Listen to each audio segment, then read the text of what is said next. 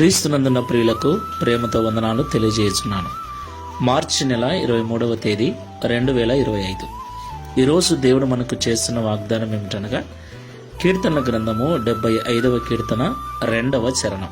నేను యుక్త కాలమును కనిపెట్టుచున్నాను, నేనే న్యాయమును బట్టి తీర్పు తీర్చుచున్నాను. ఆమెన్. నా ప్రియమైన సహోదరి సహోదరులారా, మనం ఆరాధిస్తున్న దేవుడు మనకు సహాయకుడు.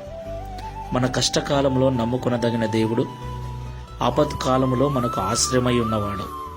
దేవునికి మహిమ కలుగును గాక. అయితే దేవుడు మనకు సహాయం చేయటానికి, దేవుడు మన మొర వినటానికి, దేవుడు మనల్ని విడిపించటానికి తగిన సమయాన్ని ఆయన నిర్ణయించి ఉన్నాడు.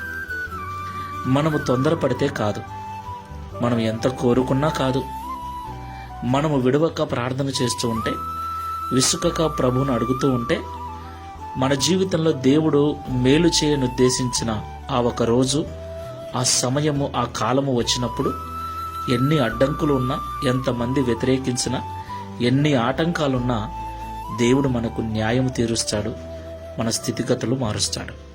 కాబట్టి మాటలు వింటున్న ప్రియ సహోదరి సహోదరుడా, ప్రార్థించుటలో అలసిపోవద్దు, ప్రభువును అడుగుటలో విసుకవద్దు. ఒక కాలం వస్తుంది, నీ కొరకు నా కొరకు దేవుడు మేలు చేయనుద్దేశించిన ఆ కాలము వచ్చినప్పుడు ఎన్ని బంధకాలున్నా ప్రభు విడుదల కలిగించి స్వేచ్ఛనిస్తాడు, సుఖాన్నిస్తాడు, సౌఖ్యాన్నిచ్చి మన జీవితాన్ని ఆశీర్వదిస్తాడు. ప్రార్థన చేసుకుందాం. సర్వ శరీరులకు దేవుడైన తండ్రి, పరిశుద్ధుడా, మీకు వందనాలు చెల్లిస్తున్నాం. నేను యుక్త కాలమును కనిపెట్టుచున్నాను, నేనే న్యాయమును బట్టి తీర్పు తీర్చుచున్నానని మాతో మాట్లాడినందుకు స్తోత్రములు. తండ్రి, మమ్మల్ని మీరు చూస్తున్నారని, మా మొర వింటూ ఉన్నారని, మాకు సహాయము చేయుట కొరకు, తగిన కాలము కొరకు మీరు ఎదురు చూస్తూ ఉన్నారని మాతో మీరు మాట్లాడినందుకు స్తోత్రాలు.